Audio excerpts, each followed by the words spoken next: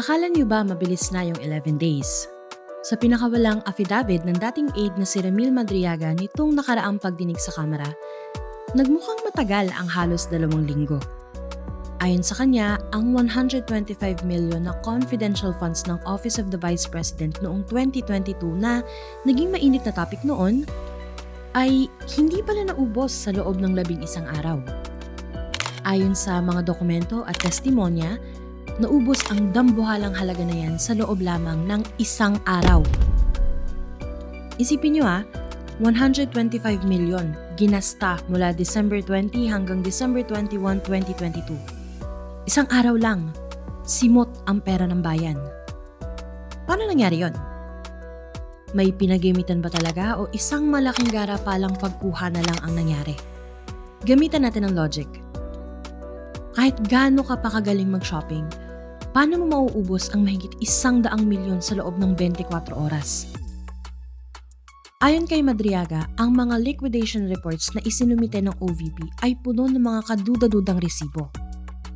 May mga acknowledgement receipts daw na petsado ng December 21, 2022. Ang mismong araw na pumasok ang pondo, yun din daw yung araw na lumabas. Ang sabi naman ng company VP Sara, ginamit daw ito para sa mga satellite offices at security. Pero teka lang, nasan yung mga liquidation? Bakit pati ang COA ay nag-issue na ng notice of disallowance sa mahigit na 73 million dahil sa kawalan ng sapat na dokumento? Ibig sabihin, hindi lang ito basta mabilis na paggastos. Ito ay paggastos na hindi masundan ng tamang papeles. Para sa mga ordinaryong Pilipino na nagtsatsaga sa kakarampot na sahod, ang ganitong balita ay parang sampal sa mukha. Hindi matitinag ang paninindigan ng Kamara na habulin ng katotohanan ito. Ayon kay Representative Terry Redon, ang revelasyong ito ni Madriaga ang missing link para patunayan na may malaking irregularidad sa paghawak ng kaba ng bayan. Huwag nating hayaan na madaan sa palusot o drama ang mga usaping ito.